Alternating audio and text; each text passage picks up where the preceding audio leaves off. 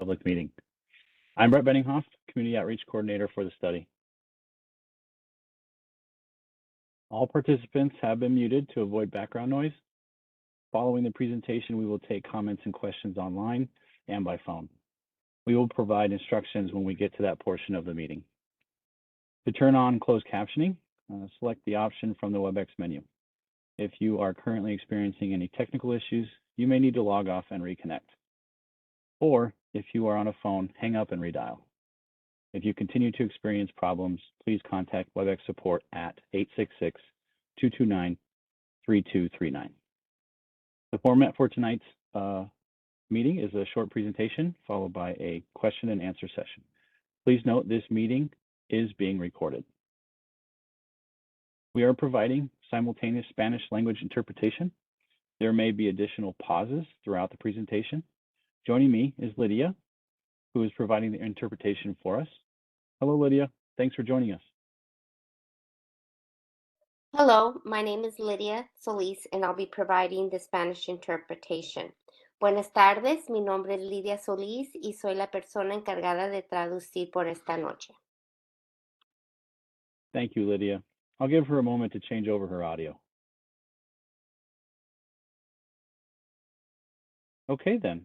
Now I would like to introduce Marty Zeke, Project Manager for the West Phoenix Alternatives Analysis. Marty, take it away. Brett.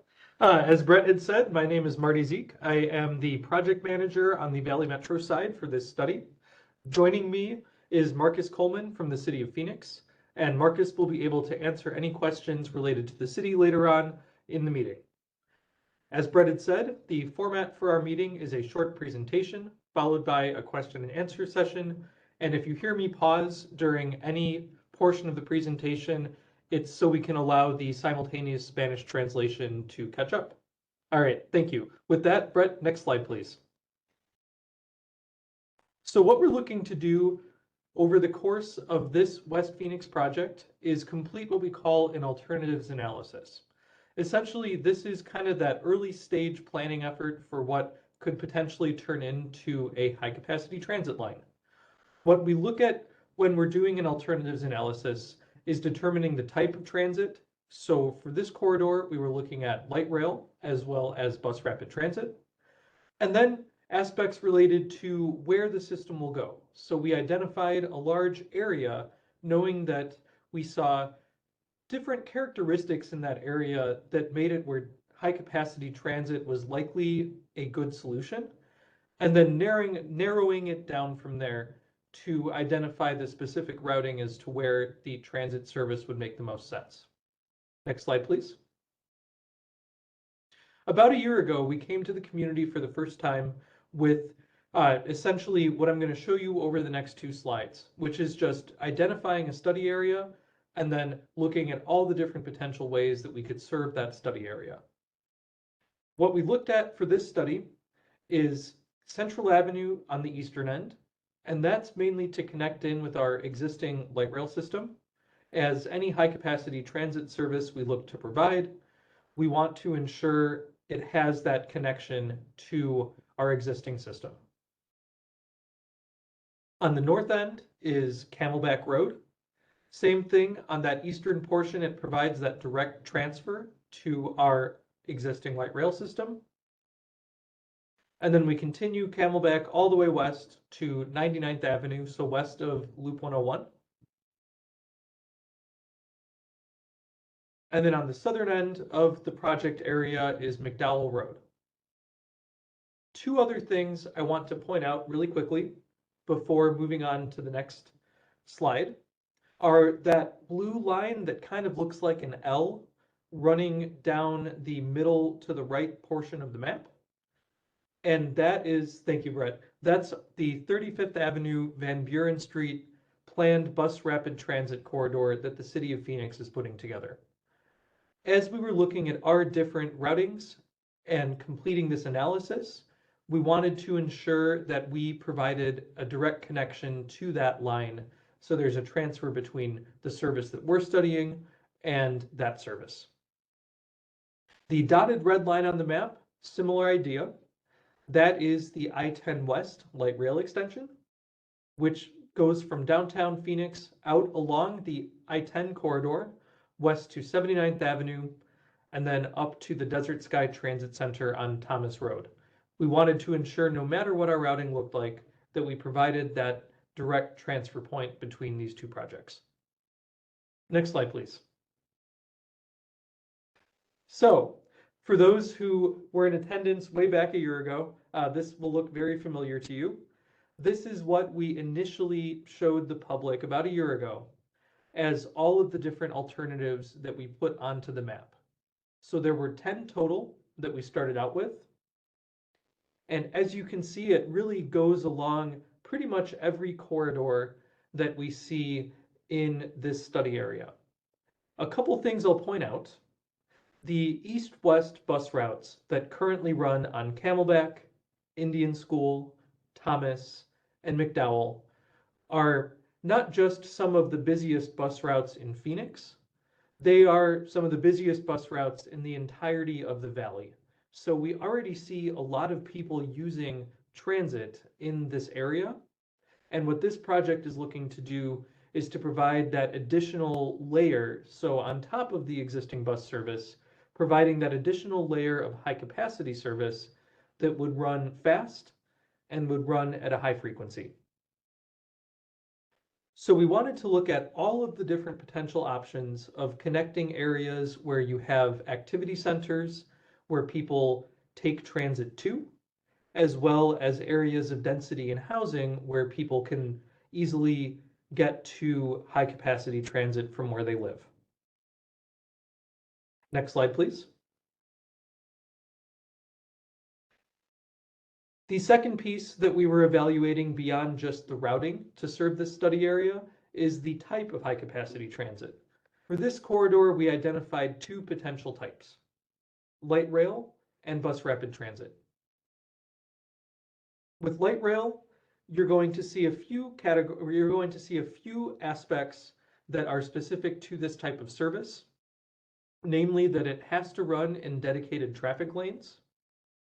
The way I like to explain that is our average light rail vehicle on the Valley Metro system is about 90 to 100 feet long. And our average light rail train is 2 to 3 of these vehicles. So you're talking about essentially almost the length of a city block that could just be one light rail train. And with that being the case, it's really not a safe connection to have the light rail operate in any other capacity than in its own traffic lane that's dedicated to the rail. So that being the case, we do see that it's a higher cost to build. However, when you look at what it can carry, each one of those light rail vehicles, light rail cars, can carry up to 175 people, meaning that a 2 to 3 car train is significantly higher than that, essentially double, triple what that capacity is listed out as. That being the case, we see that it is, per passenger, it can be relatively inexpensive to operate. When we look at bus rapid transit, you have the ability for dedicated lanes, as you do with light rail. However, because a bus rapid transit vehicle is, at the end of the day, a bus, and it's something that the public is much more familiar with interacting with on the road, it has the ability to operate in its own lanes and in areas where there's some tight connections or we don't see a lot of challenges to keeping the bus moving, it can operate in shared traffic lanes as well. That means that it is cheaper to build than light rail. However, it has less capacity. So each one of those buses, you're only going to have about 80 folks that can fit onto it versus a train, which is many times that. The reason I talk through all of this is not to say that one mode is necessarily better than another mode. They both very much have their purpose. It really just depends on what kind of ridership numbers we're seeing as we're doing the analysis to determine which type of transit makes the most sense for that corridor. Next slide, please. As we went through this process, we went through a number of different evaluation criteria to determine what would be the best solution for this corridor. We looked at ridership. We looked at what we call physical and engineering constraints. And so this is essentially looking at, is there something along any of those corridors of those lines that you saw on the map a few slides ago where for whatever reason we just can't do it. It just does not make sense. There's something in the built environment that makes it where we cannot run down that corridor. We also did very, very high level cost estimates to just compare lines to each other and understand what makes the most sense. We looked at community characteristics, and the way I would describe this, essentially, if you're running through an area that has a high concentration, a high density of housing or jobs, then that would be an area that would be ripe for high capacity transit investment.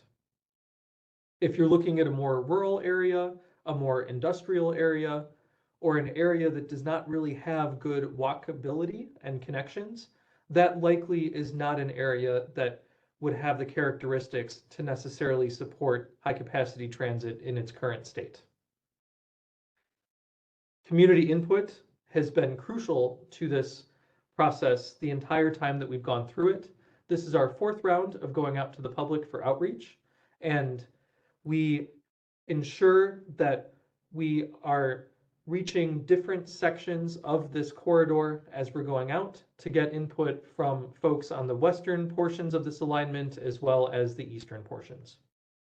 And then finally, the last 2 pieces that were included in our evaluation criteria are essentially just looking at what's there. Is the land use compatible? Are we looking at running transit through an area that's mainly industrial, like Grand Avenue? Or are we looking at running it through areas that really can support that dense land use that high capacity transit works well in? As well as, is there potential for economic development along the corridor? And then that last piece, we want to ensure that what we're building is something that people will use. And so we want to ensure that it's compatible with the existing transportation network, as well as those planned transit and transportation lines, so that this will be a strong addition to the mobility solutions that are being offered to this portion of Phoenix, and not something that's redundant and essentially completes the same task as something that already exists. Next slide, please. Prior to this round of outreach, we have gone out to the public. So this is our 4th round of outreach. The first 3 rounds of outreach included 12 public meetings, both in person and like tonight, virtual. And I won't go through every single one of what is listed out on here, but the piece that I'm really proud of is down on the bottom in green, where it shows that prior to this round of outreach, we had 800 comment forms come in. And we read every single one of those and include that as a criteria in our analysis when we go through this process. Next slide, please. So that brings me to what we're talking about tonight. We are at the stage where we went through 2 rounds of analysis and landed on what you see here, which is our green alternative. The green alternative is mainly running along Indian School Road. What we see along Indian School for the vast majority of its portion of this corridor is high density residential, so a lot of multifamily housing, as well as a lot of job centers, educational facilities, and different activity centers that people can go to. Going from the east to the west, so starting out on Central Avenue, where you can see the existing light rail line in purple with stations as those white dots, we bring to the community 2 potential starting points. When we went out to the public last time, we were looking at Central Avenue, heading all the way west from Central and Indian School to 75th Avenue as our main starting point. However, due to feedback that we received in our last round of outreach, we decided the best thing to do is to go back and look at an additional starting point on that eastern end. So that was 19th Avenue and Camelback, which you can see on kind of that upper right corner of the map. Thank you, Brett. And so we looked at both starting the system out at Central and Indian School and 19th Avenue and Camelback for this portion of the recommendation. Heading west from there, it continues along Indian School to serve a transfer point with the Phoenix Bus Rapid Transit Corridor at 35th Avenue. So that's that blue dashed line. Once you get to 75th Avenue, the project then would turn south on 75th to pass by El Oso Park and Trevor Brown High School, and then turn west on Thomas Road to serve the I-10 West light rail extension at the Desert Sky Transit Center.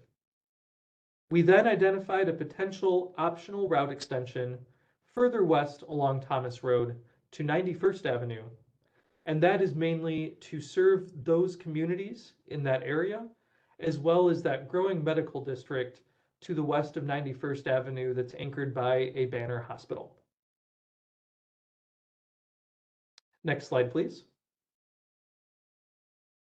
So, I know there's a lot on this. I'm going to walk the group through this very high level. During the Q&A period, I am more than happy to come back and talk through any of these evaluation criteria to a higher level of detail. And what I'll also say is this whole presentation is on our project website, which we'll be showing on a later slide. So if you'd like to go back and look through this data in more detail, that is an option as well. So essentially what we did as we went back to look at these two evaluations to figure out, does the project make more sense to start out at Central Avenue and Indian School, or does the project make more sense to start out at 19th Avenue and Camelback? We looked at a number of different criteria to determine which essentially shows us what the potential would be if we went down with that route. So the first criteria we looked at was daily transit trips. And this is in the year 2050. How many people do we expect to ride this system, ride this line on an average weekday? With the 19th Avenue and Camelback option, we see 14,200 riders every day. With the Central Avenue and Indian School option, 16,600 riders a day. Delving deeper into ridership, we looked at not just everybody that we anticipate boarding this system, but the transit-reliant trips. And what we mean by this are the folks that really look at Valley Metro as their top means of getting around. Either they don't have a car, they're not able to get a car, they choose transit as their main option, or any number of other reasons why the transit system is the number one way to get around. We really like focusing in on this group, as these are folks that are really, really benefiting from having good and reliable public transportation. Of the transit-reliant trips, we see 5,200 per day served by the 19th Avenue option, 6,600 per day served by the Central Avenue and Indian School option. Bringing people to places that they want to get to is also an important component of why we look at running services like this. And so we identified the employment density. And that's essentially how many jobs do we see along the alignment per square mile. With the 19th Avenue option, 3,000 jobs. With the Central Avenue option, 4,700 jobs. And the caveat I'll give there is Central Avenue and Indian School is right in the heart of the Midtown Business District. Looking at affordable housing and trying to connect where people can afford to live to giving multiple options in public transportation to get around, we looked at the percentage of what we call federally protected units within a half mile of the corridor. And what I mean by that, obviously affordability and what people consider affordable housing can change based on city, time, neighborhood, what have you. But there are certain housing units that are federally protected where they're only pegged at a certain proportion of someone's income for the life of those housing units. And so we looked at those mainly to just get that sense of no matter what year we're looking at, these units are guaranteed to be affordable. With the 19th Avenue and Camelback starting point, just over 5% of the housing along the corridor fits within that category. With the Central Avenue and Indian School starting point, you're looking at just over 2%. Bicycle connectivity is important to us as we go through the analysis because we acknowledge that not everybody has the ability to live right next to a high-capacity transit line. And if you don't live necessarily within walking distance, but you still want to utilize that service, especially if it's something that you're using every day for a commute or whatever else, having strong connections to other multimodal transportation is an important piece. So we looked at bicycle paths. With the 19th Avenue option, we see that this route connects into 20 bicycle paths within the city of Phoenix. With the Central Avenue option, it connects in with 25 bicycle paths. Equity areas is another component that we looked into to try and make sure that we're serving areas that we see higher levels of transit ridership coming from, as well as just helping people to get mobility solutions that allow them to rise up and get to where they need to go. So equity areas along the 19th Avenue corridor, we see 54% of the project area is considered an equity area. With the Central Avenue, 47%. Transit supportive land uses. Essentially what we're looking at here, and I know I described this a little bit a few slides ago, is just that we're putting transit in areas that really have a lot of uses nearby that we see as serving the transit system and that in turn the transit system can serve. So good examples of transit supportive land uses are multifamily housing. You see different retail uses, religious facilities, hospitals, clinics. I can go on. And examples of land uses that are not necessarily transit supportive are places like golf courses and industrial sites, where you don't necessarily have a lot of people that are in a concentrated area with a good walking ability to get to and from the transit system. The number of parcels that we see that we consider transit supportive along the 19th Avenue alignment, 440. If we were to go with Central Avenue, 660. Similar to number of parcels, we looked at what we call the total multifamily units as well. So this is apartments, condominiums, townhomes, duplexes, what have you, just any type of housing where we see that density come in and people living in a higher density type environment. With the with the 19th Avenue option, we see 13,200 multifamily units. With the Central Avenue option, 15,500 multifamily units. And then just a few more things really quick to go through. Access to activity centers. So activity centers are essentially everywhere that people could take transit to that's not just home. So examples of that, medical facilities, jobs, libraries, religious facilities, what have you. Along the 19th Avenue option, we see that 290 activity centers are served. With the Central Avenue and Indian School option, we see 341 activity centers. Now, travel time. What we're looking at here is comparing these two as it looks to get from essentially what we consider the center of our project, which we're putting at 51st Avenue and Indian School in the heart of Maryvale.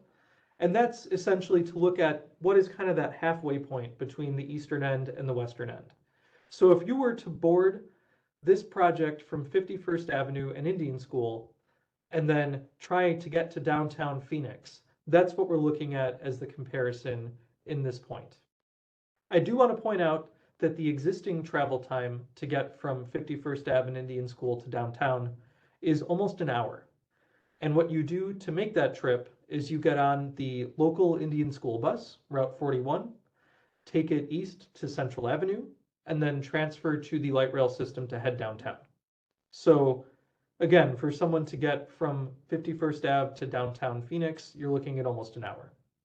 If this project were to be built, and we were to go with the 19th Avenue and Indian School option, 19th Avenue and Camelback option as the starting point, the travel time would go down from almost an hour to 43 minutes to make that trip.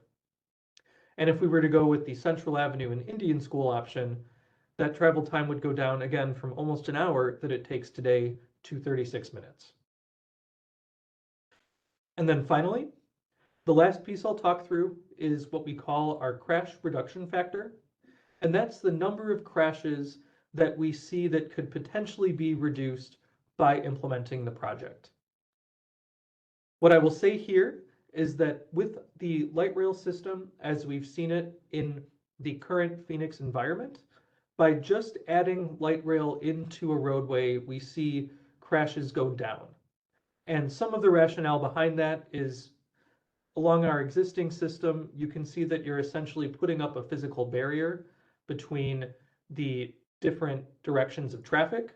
So you don't have necessarily as easy of a way for folks to try and make a quick U-turn or go into oncoming traffic. And you also see more protection as it relates to crosswalks, traffic signals, and so forth than you would on a roadway that does not have the high capacity transit investment. We see that with the 19th Avenue option, we anticipate 4,000 crashes being saved. With the Central Avenue option, 4,600 crashes would not happen because of implementing the project. Next slide, please. That all being said, we come to the public today with our recommendation that the alignment starts at Central Avenue and Indian School, heads west to 75th Avenue, and then continues along the rest of the alignment from there. We see that this option between the two produces higher ridership. It's not only projected to produce higher ridership between these two options, but it's in general the most ridership that we see on any of the options, both in terms of overall trips and for our transit dependent community, those folks that really rely on Valley Metro as their main way of getting around the region. We see that it offers faster travel time to key activity centers such as downtown Phoenix. It provides a high capacity transit connection to areas with higher densities of employment. And for those folks that want to utilize the system but don't live right by it, then we're looking at better bike connectivity as well. Next slide, please. So, that all being said, this is what we recommend to the public and what we seek feedback on tonight. That we start the system out again at Central Avenue and Indian School, head west to 75th Avenue, south to Thomas Road, and then west to 79th Avenue to meet up with the Desert Sky Transit Center and the I-10 West Light Rail extension with a potential with a potential option to continue the alignment west to 91st Avenue. Next slide, please.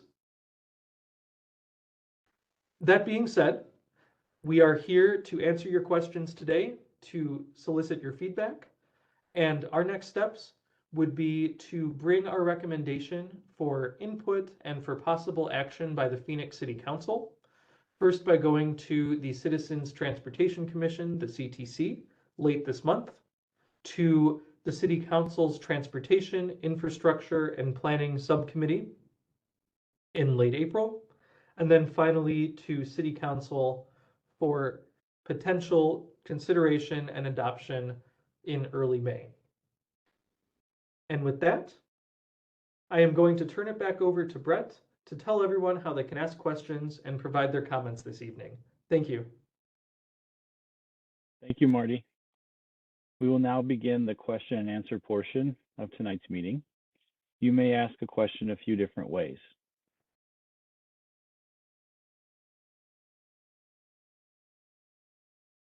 To verbally make a statement or ask a question, we ask that you please virtually raise your hand.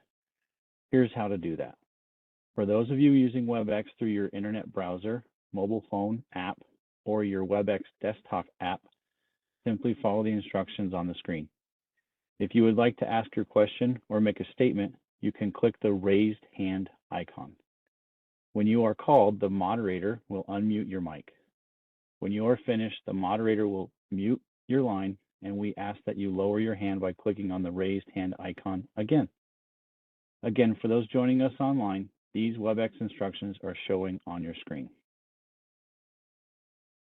If you are joining us by phone as a call-in participant, please press *3 if you'd like to ask a question or make a comment. This gives us a hand raise signal. When it's your turn to speak, we'll call on you and ask you to unmute your line. Press *6 to unmute, and then you may begin speaking. When you finish speaking, press *3 again to remove the hand raise signal. If you have joined us using one of the WebEx applications, you may choose to submit your questions or comments in writing using the WebEx Q&A feature. These instructions are displayed on the screen. Remember, if you are joining by phone as a call-in participant, press *3 if you'd like to ask a question or make a comment. This gives us a hand raise signal. When it's your turn to speak, we'll call on you and ask you to unmute your line. Press *6 to unmute, and then you may begin speaking. When you finish speaking, press *3 again to remove the hand raise signal. And a reminder, if you are having technical issues, please contact WebEx Help at 866-229-3239. Again, that's 866-229-3239. We will do our best to respond to questions in the order they are received. We will now begin answering questions.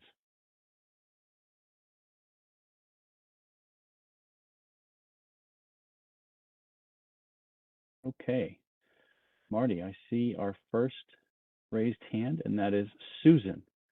Susan, please go ahead and unmute yourself and ask your question.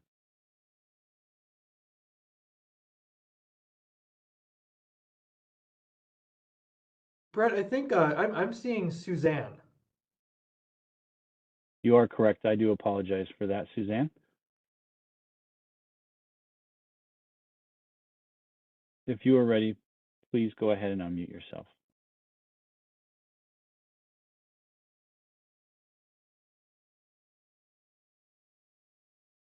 The unmute wasn't working. It's okay. I clicked on it We like can hear 12 you. times. I'm like, I'm trying. That's So, okay. So I lived in this neighborhood. I live about a half a mile from 19th Avenue in Camelback, and I didn't know any of this was going on until Nextdoor, the app, a couple days before that. And I talked to a couple of my neighbors, and they didn't know either. And we're kind of worried about it because I saw what it did to all the businesses down Camelback in our area. Like, they're all gone during the construction. They went out of business. And 19th Avenue Camelback is not even a corner that I would actually be safe like going to right now. So I'm kind of nervous about being surrounded by the light rail on every single side of me if it does go from 19th and Camelback to 19th and Indian School in Central. I'll be completely enclosed. So is there a way that I could get my neighbors to figure out like how we could, because I was totally ignorant about this, like not one, I'm not sure how I was supposed to find out. So Suzanne, I appreciate your question. I'll take a first stab, and then Marcus, if there's anything you'd like to add as well. We appreciate you being here, and I'm glad that you're able to voice your concerns. My recommendation is, so what's up on the PowerPoint right now is our project webpage, valleymetro.org/West Phoenix. We are looking for everybody's feedback. It doesn't Okay. matter if you're, in favor of the project, if you'd like to see something else. We are just looking to get everybody's feedback is what we're looking to do. We want to ensure that it's been thoroughly vetted by the community. Okay. Yeah, I can see how it would be a benefit to some areas and other areas not so much. Like, it's So Suzanne, I mean, I don't one know of if the you guys things, have driven through 19th Avenue and Camelback, but where that light rail is, you see all kinds of crime going on there all the time on the Citizen app, like assault, I'd be afraid to go on the corner.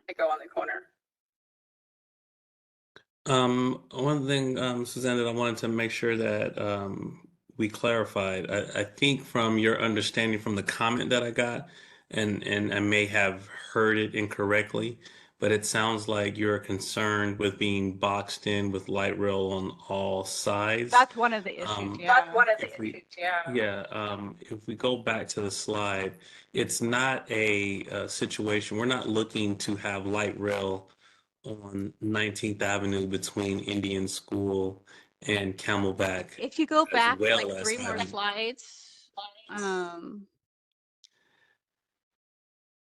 So saying we're not looking to have light rail on 19th right there, Avenue this from one, Indian School. yes. Okay. So, If you give me a okay, quick second, okay.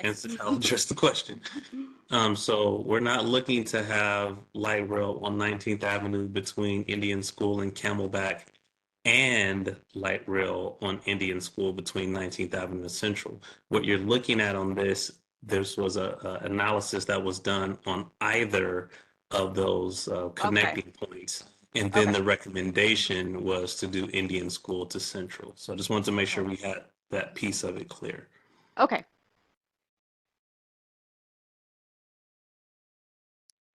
And as far as notification and communication engagement, the engagement piece of it, I know, Brett, you could probably speak to what was done for as far as communication to the area. Yeah, so when we started about a year ago, we initially have a starting point, and that is with using initial data and contact information that we have received from previous projects and from those that have selected that they want to hear more information about the project. And that's through the website and through our mass collection system. When we start with email notifications, we always start with a plan. And then we either modify or change and build off of that plan, depending on the feedback that we receive from the community. And so we have used a number of different tactics to try to reach the community, as mentioned in the slide earlier, with email notifications and direct mailers and door hangers. Now, each time that we use a different tactic, we have certain constraints and things that we have to utilize depending on cost and time. So when we were whittling down the routes to more specific areas, then we would target specific addresses depending on those routes. When we did for this current round, when it came to letting folks know about the different options for the Eastern connecting point that we were reevaluating, we did door hangers, and we did them a half mile on either side of 19th Avenue between Camelback and Indian School, as well as a half mile south of Indian School between 15th Avenue and 23rd Avenue. We also did a half mile north of Camelback between 15th Avenue and 23rd Avenue. And then we also canvassed specifically along Indian School all the businesses that are right on Indian School north and south side between Central and 15th Avenue. We've also utilized social media, as you pointed out, Receiving Next Door. And then with the comment forms, which we do have the links currently on the Q&A or in the chat box for English or Spanish, we would ask those who submit these forms to also let us know how they heard about the notifications or the meetings and how they like to hear about that. And so based upon those comments and feedback, we could then tailor for the next round of information. So I do apologize that you and your neighbors may not have received a door hanger or a direct mailer. We do have confirmation from those in your area that they have received them. So I couldn't really speak to how you guys got missed. And so again, we do apologize. But I do hope that you take the time now to take your comments and your concerns and fill out that comment form so we can put Okay. that into the larger pool. And if you need us to post that again, we can. It's right there, but you can find it as well if you'd like to spread that comment form to those around you in your community. You can take that link and do so. You can also go to the website itself that Marty mentioned. The link is again in the chat box where you can sign up for email notifications for this project. So valleymetro.org/West Phoenix. On that main page, you will find a box to the right or a tab where you can sign up for this specific project or any project that you find that you have interest in the West Valley. Brett, if Okay, you could thank you. please move to that last slide again so everybody can see it. I think that'd be good for it to be up there. Perfect, thank you. And thank you, Suzanne. All right, Yes, thank you. thank you for your comment. Okay. And now I see we have Jennifer. Jennifer, I see your hand is raised. Please take a moment, unmute yourself, and begin. A couple of questions. When you were referring to ridership, is that actually customers that will be paying, not warm bodies that are going to get on the light rail because they don't have anything else to do? So when you're referring to ridership, what are your specifications for that? Also, it said that you had received about 800 comment cards before. And I wonder what the majority was for or against going down Indian School. I understand I'm a very small percentage of any of these neighborhoods, but I know of 3 households on my street on Osborne that do not want it on Indian School, and 2 south of Osborne between Indian School and Osborne that do not want the light rail there. So I wonder if the majority is for or against it. I agree with anybody else that says the areas that have the light rail through them are not the same that they used to be. And someone correct me if I'm wrong, but home values went down around 19th Avenue in Glendale after the light rail was up and running. And I'll go ahead and mute. Okay, thank you, Jennifer. I will be able to answer part of it, and then Marcus, I'll probably turn to you to answer another aspect of it. So to start out with your question of what is the ridership, who makes up our ridership, these are models that we're using. So we are essentially taking who's riding the buses that are currently running along that corridor, adding in the benefits that the transit rider would get from a high capacity service. So services running more often, not getting stuck in traffic, not getting stuck in bus pullouts, as well as just having that more convenient factor of a light rail line getting down. So that's where we're looking at, if we were to go with the Central Avenue and Indian School route, the 16,600 riders per day. It's just that light rail brings a lot more people to the table. We always strive for having our ridership follow what we call our respect the ride. And that means that people have a destination when they get on the train and they have a fare. And so we would be looking to continue that program in any of our expansions and ensuring that we follow our protocol to bring as much as we can to where the system is with folks that are going to and from and paying their fare.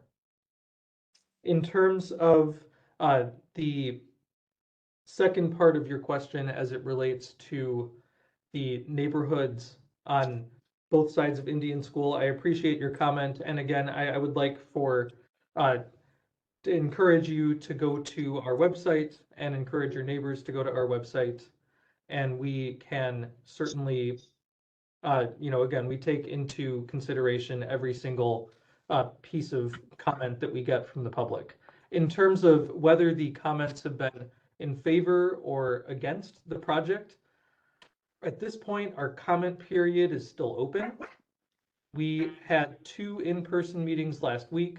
We have this virtual meeting this week, and we keep the comment period open essentially for another 10 days after this meeting. So it'll be open until March 15th.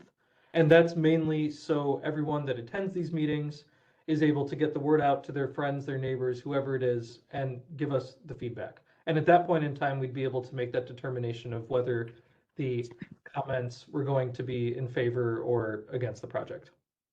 Okay. And then Marcus, is there anything you'd like to add?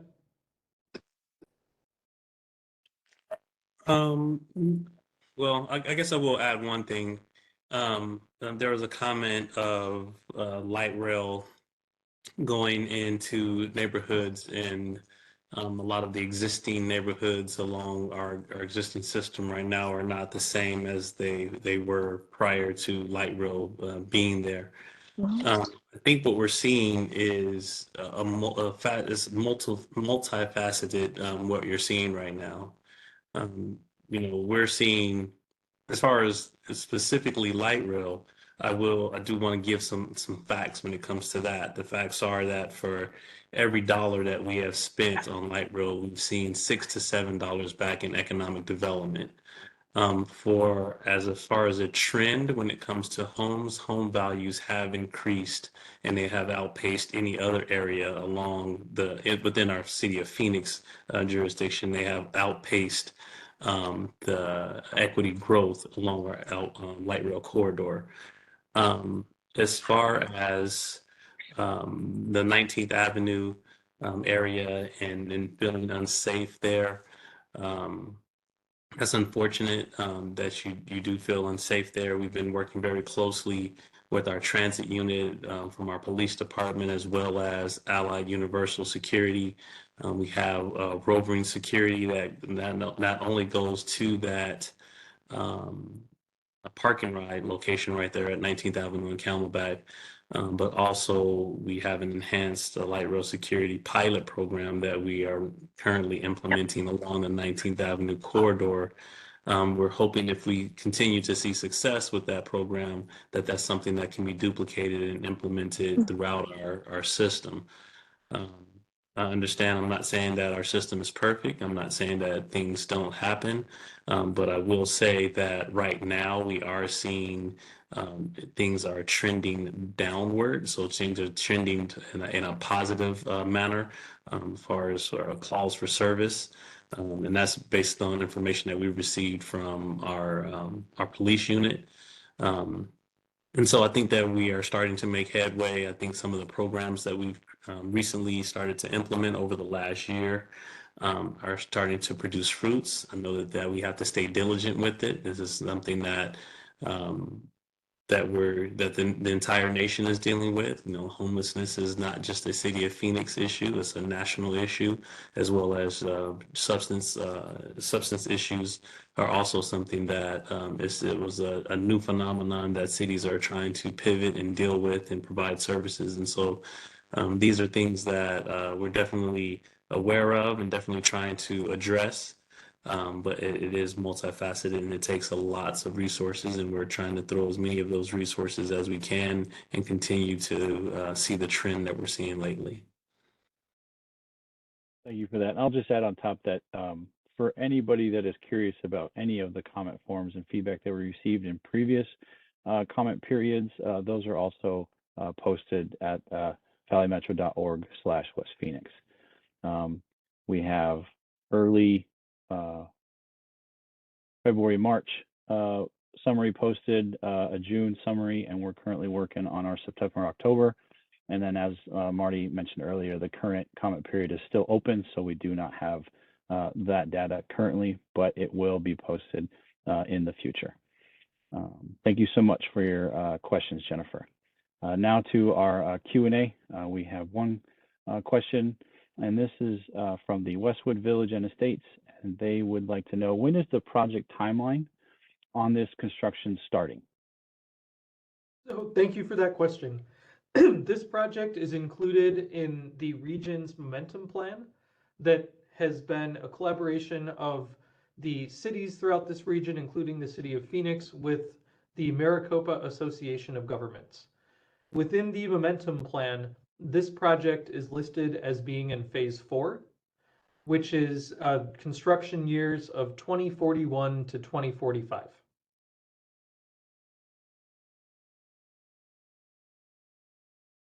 Thank you. Thank you. At this time, I do not see any other questions in our Q&A or any hands raised up. Let me just run through real fast. Nope, not seeing anything just yet, but while we pause and give people a moment, again, we are asking those in participation and anyone that you can speak to in your community to provide your comments.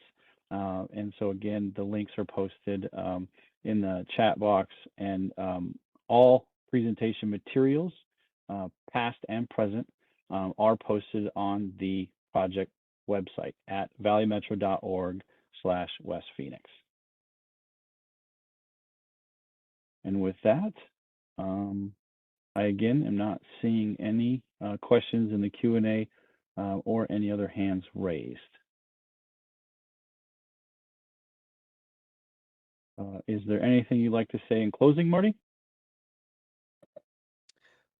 All I'd like to say is just thank you all for attending. I know there's many, many different things that people can do in their evenings, so we appreciate you coming to this meeting and hearing what we have to say and providing your input. Please tell your friends, your family, your colleagues, your network to visit our website and fill out comment forms. We are really, really looking to get as much feedback from the community as we can on this effort. So that being said, thank you so much for attending. We appreciate you being here and have a great night.